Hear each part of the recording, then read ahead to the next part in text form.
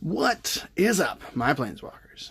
So, today what we're going to do is I'm going to go through a brief tutorial on how to do a sealed deck building. Now, I am by no means a master at this particular step, but I'm learning. I'm learning the do's and don'ts, the important stuff and the not so important stuff. So, most of the time, if a person is able to build a control deck and knows what they're doing, they will run the table on you. Unless you are the person that's building the control deck that is then running the table on them. So, you have to make a decision when you're looking at your cards. So, this is 6 packs plus the promos. So much information. With this, of course, I got my promo Soul Diviner there, and I got my promo Samut Tyrant Smasher on top of it. You see that I've got everything laid out by colors, except for my multicolor and artifact. They are in their own little stack, only because I ran out of table space and could not separate those as well. So, I've already got it all laid out. What you want to do is, as you're laying it out, unless you are familiar with the set that you are pulling a sealed for, is you want to look at everything that you've got and lay it out into its various layers. Ideally, as you're building this, you want to pull out any bombs that you find. Bombs are things that must be answered or are game-ending. Things like Ilharg the Razebore. This is a bomb. I mean, this is, if you have this, play it. Krenko, the new Krenko we've got in this set. If you've got it, play it. It's beautiful, especially if you can take your Krenko with like a Samut Sprint. Something like that, so that you suddenly have 4 1/1 goblins on turn 4. And they're just starting to build their board state, and you already have 6 or 7 different creatures, because you have your creatures leading up to that as well. Also, as you're reading through this, familiarize yourself with as many cards as you can. Yes, during the combat you can look at them again, but some of these cards that you don't use, your opponents will be using. So knowing that there is a card called Prison Realm in the white colors, so that that's probably what they're going to do with your bomb, is they're going to, exile it. Or know that there is the Wanderer. Know that there is Bond of Revival in black, which allows them to bring stuff back to the battlefield. Know that there's specific things like Teferi's Time Twist and Totally Lost, and things that allow the blue to mess with your stuff. Know what kind of red removal you got that you're dealing with. Things like Demolish that destroy artifact and land. Jaya's Greeting, 3 damage to a creature. You got what's the other one? Chandra's Pyrohelix, which is 2 damage divided as you choose among any 2 targets. It's knowing what to build around. Knowing what the people around you are going to play is also going to be very helpful. So, when looking at this, there's actually a number of different decks that are perfectly viable that you can build. Me, were I to try and build it, I would actually build it around these 2. Because these 2 are intensely powerful creatures. The problem is that I also want to build a deck around Ilharg the Razebore, because all 3 of these are powerful in Limited.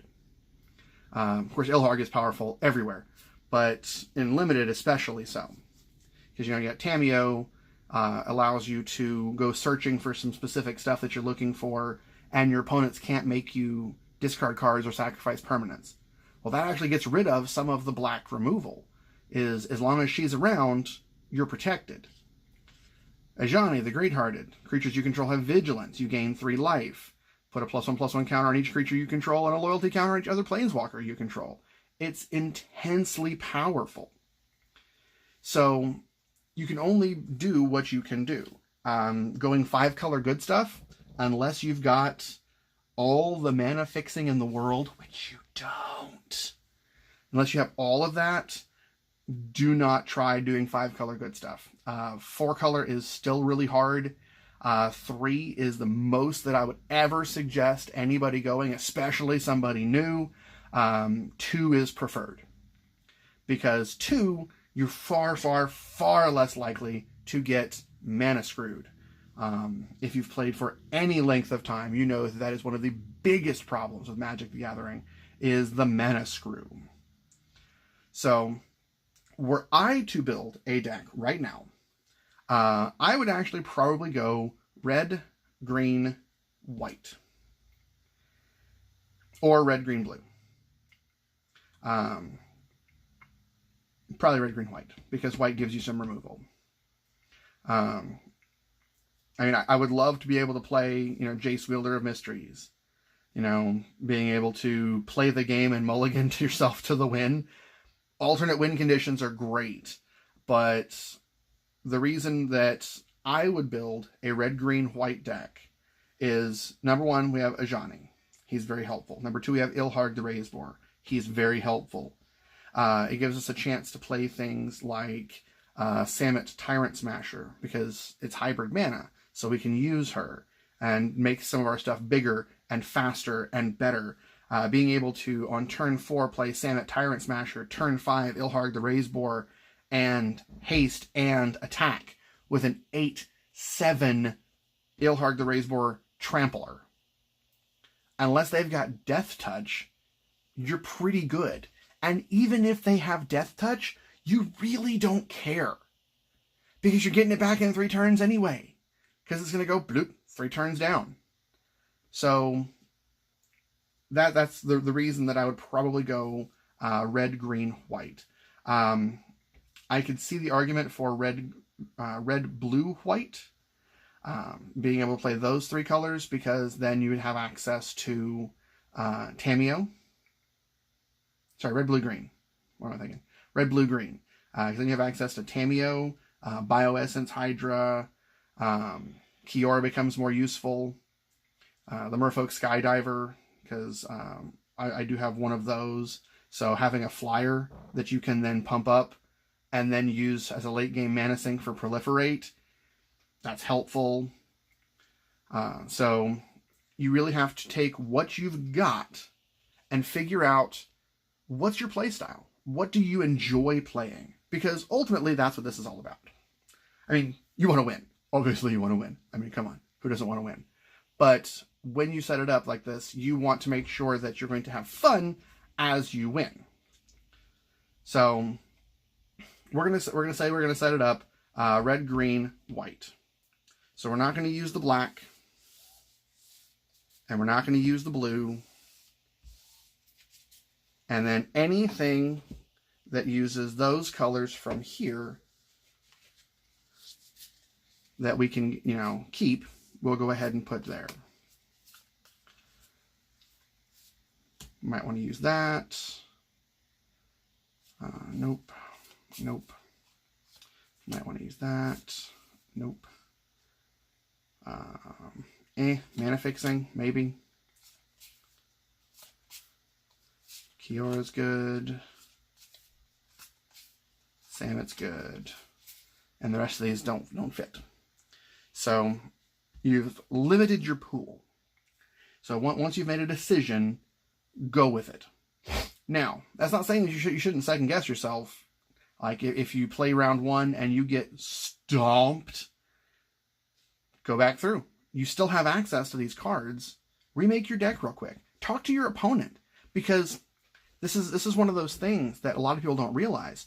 Your opponent wants you to win your next couple of games. I mean, they don't want you to have the same record they do, because they want their tiebreakers to be good. But if you win, then them beating you makes their deck look that much better for tiebreakers later on. So they want you to be successful. So if your opponent beats you and knows what they're doing, see if they'll give you some tips, some pointers. Have them look through your cards. See what they can do to help you to build a better deck. So the reason that I of course picked these, damage, bomb, removal, creatures. This also has a couple of the combat-y tricks. Those are also fun.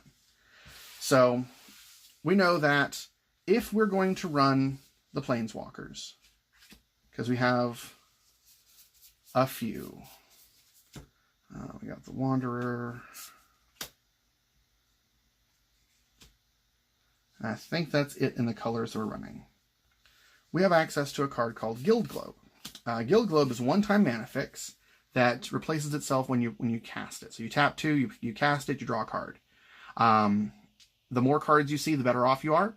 So if this is useful to your setup, play it.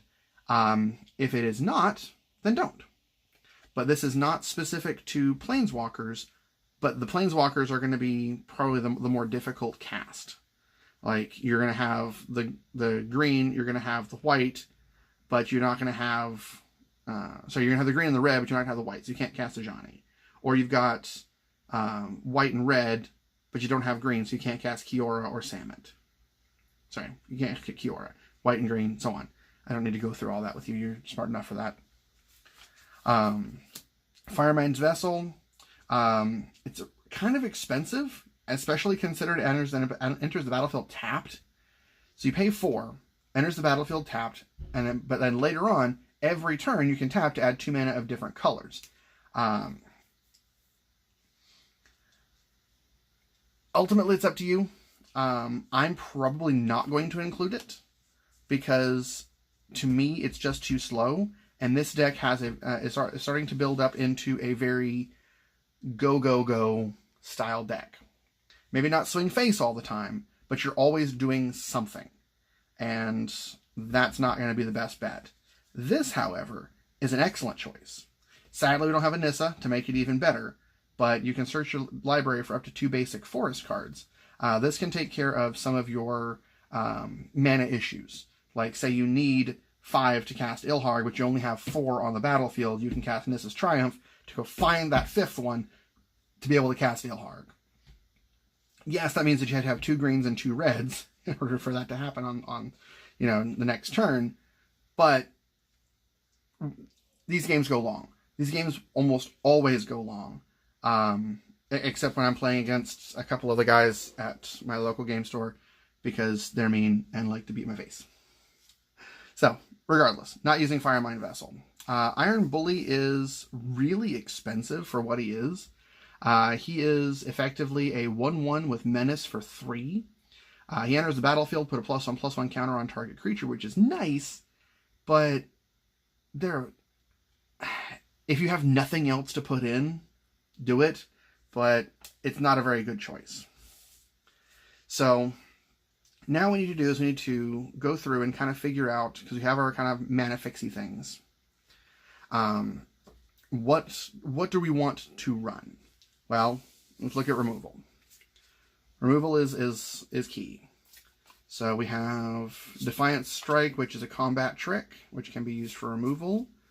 Defiant Strike. We have a Flyer, that's potentially useful. Gideon Sacrifice, choose a creature or planeswalker you control. All damage that would be dealt to this turn to you and permanents you control is dealt to the chosen permanent instead. But only if it's still on the battlefield. So, yeah, they can remove it before this goes down, but it's helpful to keep you alive. Prison Realm, you exile a thing, and then you get to scry. So that's good removal. Gideon Sacrifice, and another Flyer. So, we got 1 good removal piece in white, and the other good removal piece is the Wanderer. She is somebody that they will absolutely attack as soon as possible, but she's only useful in getting rid of things that have power 4 or greater. She's also excellent at preventing stuff like this. Like, oh, you can't deal damage to anything.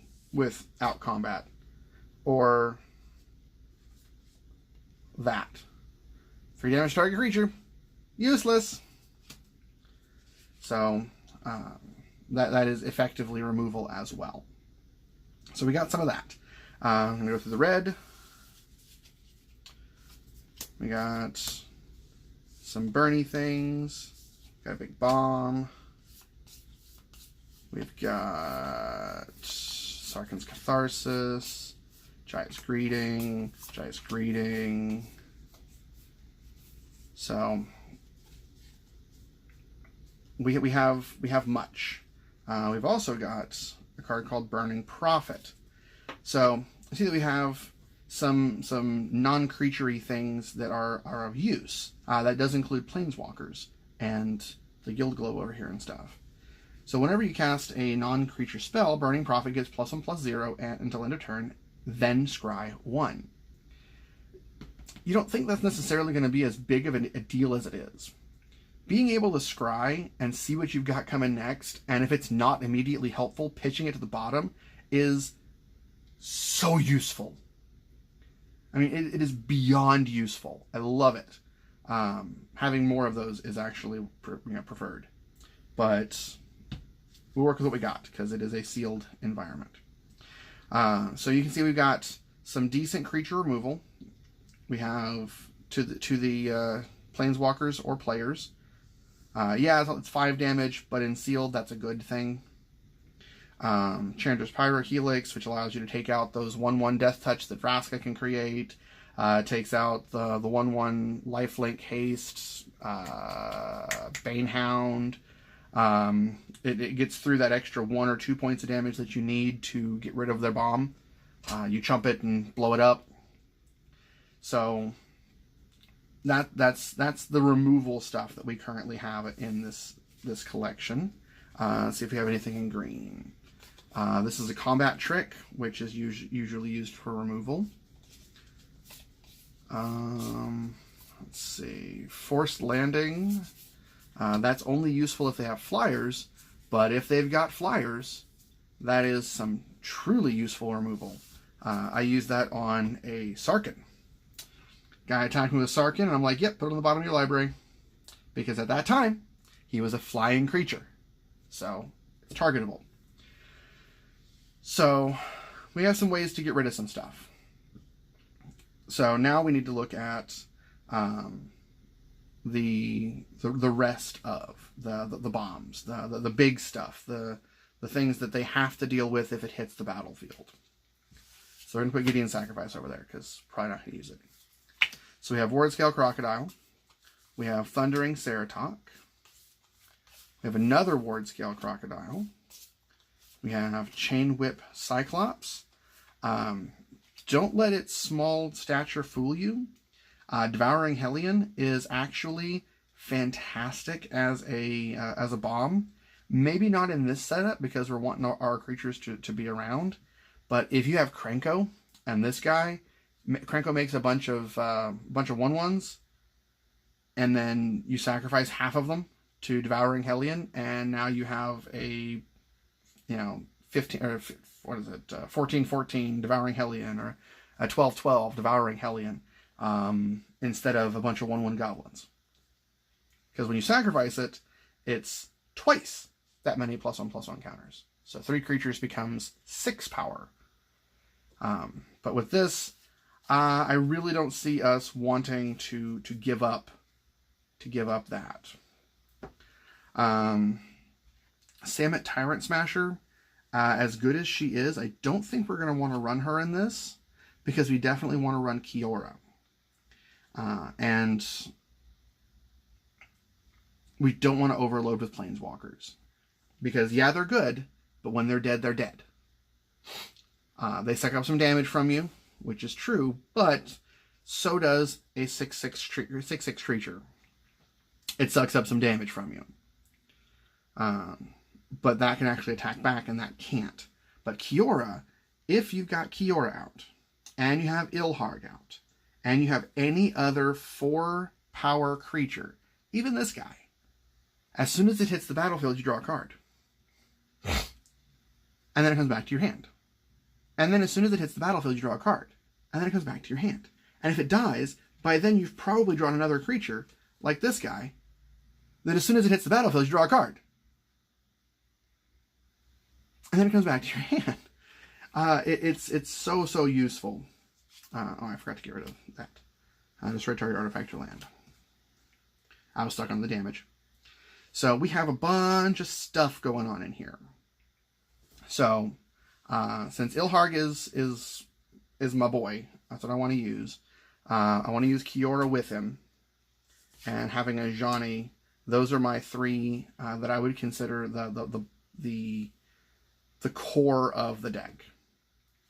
Being able to attack Vigilant with Ilharg and drop a bunch of crap on the field over and over again, maybe even cast it later, draw a bunch of cards. That is God hand. That's what you want within the first 10 cards. And of course enough mana to cast them and protect them and all that good stuff. So now we need our cheaper creatures, 2 casting cost, 3 casting cost, something to hit the field and protect our life total until we can get going. So, Flyer, excellent choice. Raging Kronk, it's a 4/3. It can't attack alone, but it can block. A 4/3 for 3 is excellent. Grim Initiate is great because it allows you to keep it on the battlefield if you have to chump block with it. It gives you the opportunity to keep something in there to keep you alive. Crunch Wrangler. To go along with your Raging Crunch, because it does trigger off of that, which is hilarious. Whenever a creature with power 4 or greater enters the battlefield under your control, put a +1/+1 counter on Crunch Wrangler. So having multiples of that would be great. I actually played against a guy that pulled 4 Crunch Wranglers and ran all 4 in his deck. Because being able to drop those, you got to keep them alive for a couple of turns, but then you start dropping big boys and start stacking up and starts becoming, more and more of a problem. Evolution Sage is great. Being able to proliferate whenever you play a land is probably the stupidest thing I've ever heard, and it's wonderful. I doubt we'll run the Centaur Nurturer, even though it is mana fixing. Just like I doubt we'll run the Enforcer Griffin, even though it's flying. And Snare Spinner's a good one. Devouring Hellion, and technically Uncrop Invader can be used kind of as a removal piece. They block with it. You sacrifice a creature to make him strong enough to prevent the creature from killing him, because first strike's a thing. You can run Ajani's Pridemate because we have Ajani, but that's the only life gain that this deck has, unless you run Centaur Nurturer, and then there's only 2 pieces of life gain. So it is what it is. So right now, let's see. Turret Ogre is great. Look at this ability. When it enters the battlefield, if you control another creature with power 4 or greater, it deals 2 damage to each opponent. Oh, look, Ilharg. So, that's a thing. And I think 1 Chain Whip Cyclops is enough.